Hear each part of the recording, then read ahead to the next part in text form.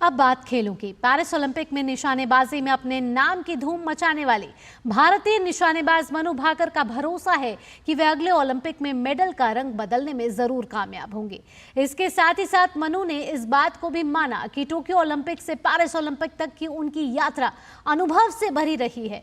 मनु भाकर से Paris Olympic में मिली उनकी सफलता और उनकी कामयाबी ने किस तरह से देश में निशानेबाजी के खेल को नया आयाम दिया है, इस पर विस्तार से बात की है हमारे संवाददाता गौरव कुमार ने। तो आपको छूट जाते हैं इस खास साक्षात्कार के साथ। फिलहाल के लिए मुझे दीजिए अनुमति। नमस्कार।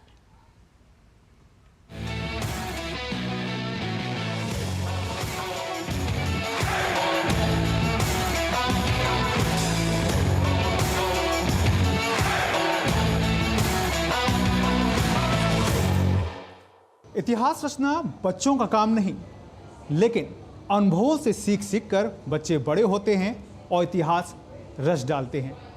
और ऐसा ही कुछ किया है हमारी मेहमान भारतीय निशानेबाज मनु भाकर, जो कि इस वक्त हमारे साथ हैं। मनु, सबसे पहले तो आपको ढेर सारी बधाई डीडी न्यूज़ की ओर से कि आपने पेरिस ओलंपिक में देश का परचम लहराया और एक ही ओलंपिक में 2 मेडल जीतने वाली आज़ाद भारत की पहली भारतीय खिलाड़ी रही। बहुत बहुत शुक्रिया साहब। मनु, ये अपनी तरफ होता है कि सक्सेस मिलती है, उसके बाद जिस तरह से शोहरत मिलती है, जिस तरह से नाम होता है, सब कुछ अपनी तरफ एक तरफ होता है। लेकिन क्या वाकई जब आप पेरिस ओलंपिक जा रही थी तो क्या उस वक्त दिलो जहन में इस तरह का कहीं ख्यालात था कि जब जा रहे हैं तो इस कामयाबी के साथ वापस आएंगे, कि अब चारों तरफ जो चर्चा है वो सिर्फ एक ही एथलीट की है और वो है मनु भाकर? सर, मैंने तो सिर्फ ओलंपिक तक ही सोचा था, मैचेस तक ही सोचा था। उसके बाद का तो मैंने सोचा ही नहीं कि मेडल आएगा तो क्या होगा या मेडल नहीं आएगा तो क्या होगा, क्योंकि लक्ष्य सिर्फ वही था कि परफॉर्मेंस बढ़िया से बढ़िया देनी है। और जो टोक्यो से सीखा था, जो पिछले ओलंपिक से सीखा था, उसको बस कहीं ना कहीं सही करना है, वो गलतियाँ दोहरानी नहीं है। और जो सीखा है ट्रेनिंग में, उसको जितने अच्छे तरीके से हो सके उतने अच्छे तरीके से उसको एग्जीक्यूट करना है। जिस तरह से एक लहर दौड़ी है खुशी की, लेकिन उससे पहले का मोमेंट क्योंकि आप ही अच्छे से समझा सकती हैं कि क्या कुछ दिलो दिमाग में चल रहा था, क्योंकि इंडिया का खाता नहीं खुला हुआ था और उस वक्त पे क्या इस तरह का कोई प्रेशर दिलो दिमाग पे भी था?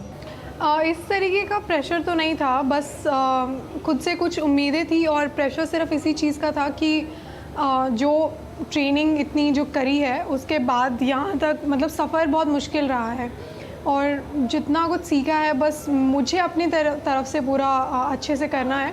और रिज़ल्ट के बारे में भी नहीं सोचा था मैंने, सच में बताऊँ तो बस यही सोचा था कि बस अपना जितना हो सके बढ़िया करना है, परफॉर्मेंस अच्छी आनी चाहिए, जितना सीखा है वो पूरा का पूरा अच्छे से करना चाहिए। मनु, आपने 10 मीटर में पहले इंडिविजुअली जीता, उसके बाद जब मिश्रित टीम की बारी आई तो वहाँ पे भी आपने इतिहास रचा। तो 2 बैक टू बैक मेडल थे और उसके बाद 3rd पे जब आप 25 मीटर गई, हालांकि वहाँ पर सिर्फ महज कुछ पॉइंट से आपको रह गई, 1 पॉइंट से शायद रह गई थी उस वक्त पे आप। तो जो 1 पॉइंट रह गया है, ये किस तरह की एक आपको एक फीलिंग अंदर से दे गया? क्योंकि ये कहीं ना कहीं एक स्ट्रेंथिंग मूव भी है कि जो देश है वो लगातार आगे बढ़ रहा है और कहीं ना कहीं जो एक एथलीट है वो ये दिखा रहा है कि हम लगातार जो हैं वो हर कैटेगरी में अपने आप को आगे बढ़ा रहे हैं। या कुछ इस तरह की कुछ एक फीलिंग रह गई थी? जी बिल्कुल। मेरे जैसे 3 इवेंट्स हैं, 10 मीटर, मिक्स डबल्स और 25 मीटर्स। सब में ही मेरी तैयारी बहुत ही अच्छी थी, पर वो गोल्ड जितनी नहीं हो पाई। और तीसरा और चौथा मुझे स्थान मिला।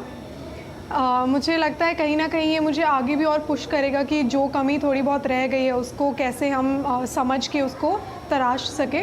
तो आई थिंक ये मैं इसको एक मोटिवेशन की तरह लेती हूँ कि आगे ये जितना किया है उससे थोड़ा सा और कुछ करना है, तभी मैं और ऊपर पहुँच पाऊँगी। अच्छा, इस सब के बीच में क्योंकि गैप्स भी थे और लगातार खबरें जो हैं वो, जब आपने 1st मेडल जीता उसके बाद आपने जब 2nd मेडल जीता तो ज़बरदस्त एक माहौल जो था वो पूरे देश में था।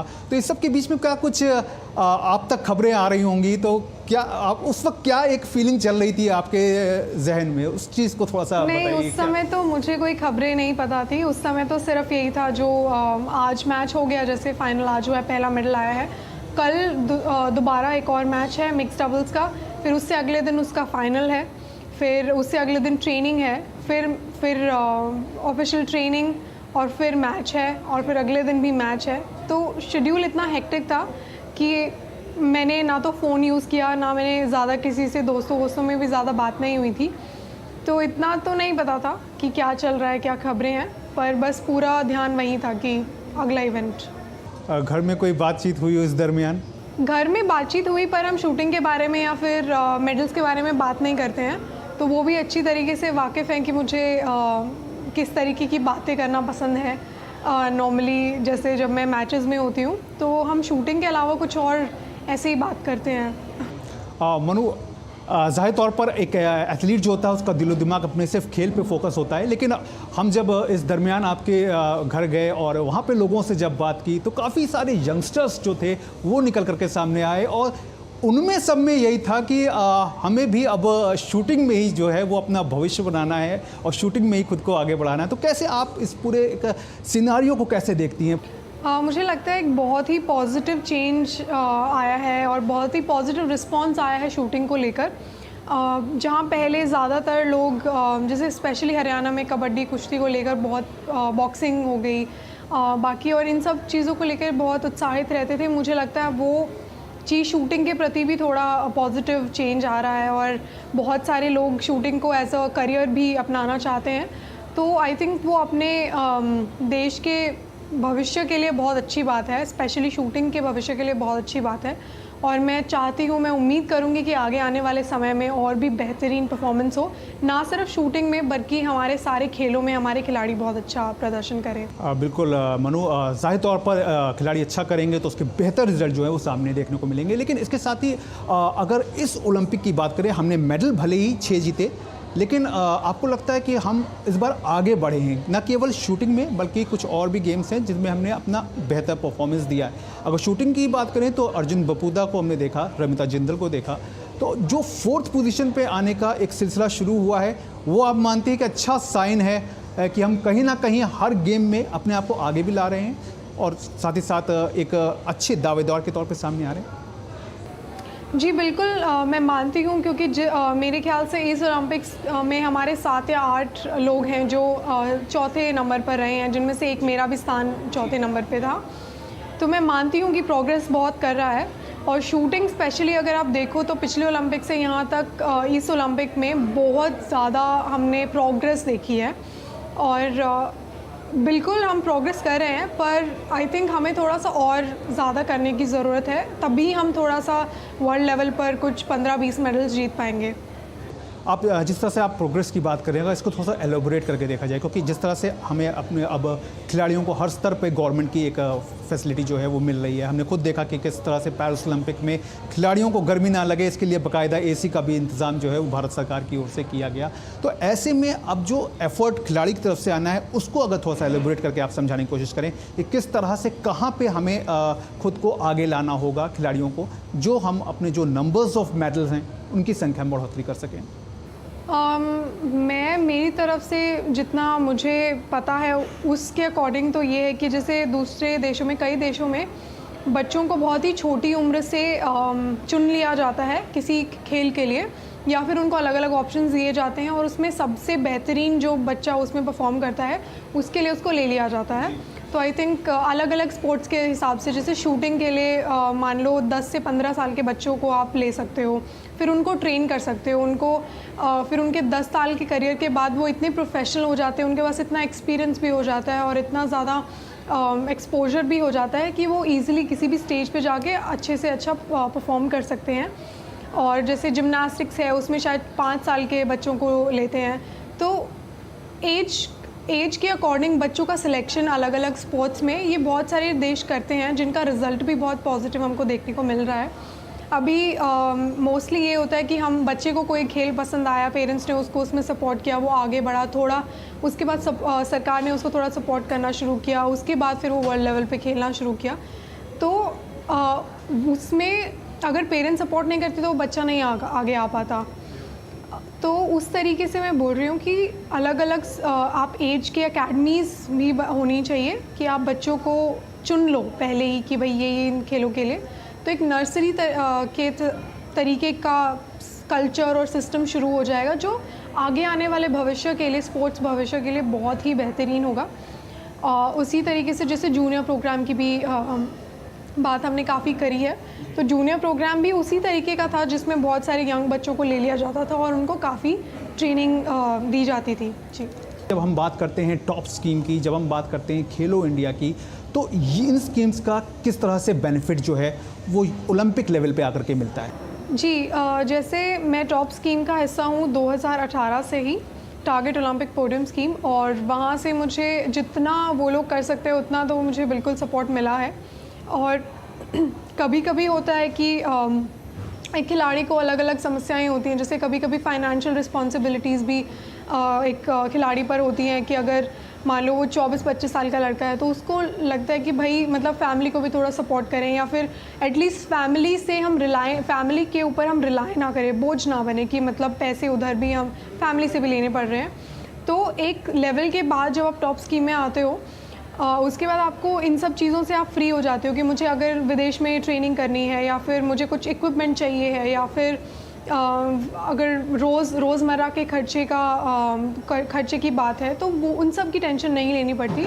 तो एक रिलीफ की तरीके से हम देख सकते हैं उसको। और आई थिंक फॉरेन एक्सपोजर हो गया, कुछ कॉम्पिटिशन्स खेलने हैं, तो उन सब के लिए भी काफ़ी सपोर्ट मिलता है। बिल्कुल मनु, ज़ाहिर तौर पर एक सपोर्ट जो है वो बहुत ज़रूरी होता है, लेकिन इस सब से हट करके एक सवाल आपसे ये ज़रूर जानना चाहेंगे कि पेरिस ओलंपिक के दरमियान सब कुछ ऐसी यादें जो आप अपने साथ यहाँ पर शेयर करना चाहें, क्योंकि मेडल आने के बाद एक अलग ही माहौल था पूरे इंडियन कैंप में, कुछ उससे जुड़ी कोई ऐसी याद जो आप यहाँ पे शेयर करना चाहें? मेरे ख्याल से मुझे 2-3 लोगों ने तो बोला था कि मतलब परफॉर्मेंस जैसे हमारी काफ़ी अच्छी रही थी, मेरी पर्सनली बहुत बढ़िया रही थी, तो उन्होंने बोला था कि हमें बहुत अच्छा फील हो रहा है, मोटिवेटेड सा फील हो रहा है, हमें भी ऐसे लग रहा है कि हमें भी अच्छा करना है। तो उस तरीके का माहौल बहुत अच्छा लगता है जब मतलब अगर कोई बच्चा हमारी टीम से मेडल लाता है तो हमें भी लगता है कि हमें भी बढ़िया करना है, उसने अच्छा किया है, हम भी कर सकते हैं। तो एक उस तरीके की भावना होती है जो बहुत ही पॉजिटिव सा माहौल बना देती है पूरी टीम के लिए। और एक किस्सा जो मुझे याद है और मैं नहीं भूलूँगी वो है कि मेरी ट्रेनिंग के बाद जब हम वापस आया करते थे तब हमें हमारा लंच का टाइम ख़त्म हो जाया करता था, तो मैंने लगभग 1 हफ़्ता पूरा मैं बिना लंच किए ही मुझे रहना पड़ा। वर्कआउट मैं सीधा फिर जिम चली जाती थी, जिम के बाद फिर डिनर करके फिर मेडिटेशन और सोना। बिल्कुल मनु, अब ये आखिरी सवाल है कि हम मनु को ओलंपिक के बाद अब दोबारा कब शूटिंग रेंज में देख सकते हैं? अभी तो 3 महीने की जो छुट्टी है उसके बाद तो बिल्कुल देख सकते हो आप कभी भी। यानी कि ISSF वर्ल्ड कप इस बार शायद आप मिस करेंगे? कॉम्पिटिशन्स में कुछ टाइम के लिए नहीं खेलूँगी अभी। चलिए, बिल्कुल कंपटीशन भले ही आप ना खेलिए, लेकिन अपनी रिदम को जो है वो आप इसी तरह से बनाए रखिए, क्योंकि मेडल का रंग लॉस एंजलिस में कहीं ना कहीं अब बदलना चाहिए। आपने अपना कीमती समय दिया, इसके लिए आपका बहुत बहुत शुक्रिया। तो ये थी मनु भाकर, जिन्होंने अपने खट्टी मीठे अनुभवों को हमारे साथ साझा किया। उन्होंने ये भी बताया कि किस तरह से पेरिस ओलंपिक के दरमियान उनके सामने क्या कुछ चुनौतियाँ थीं और उन्होंने उन चुनौतियों का किस तरह से सामना किया। बहरहाल अभी फ़िलहाल वो लंबा ब्रेक लेंगी, लेकिन ब्रेक के बाद उनका ये वादा है कि वो लॉस एंजलिस में कहीं ना कहीं मेडल के रंग को चेंज करके दिखाएंगी।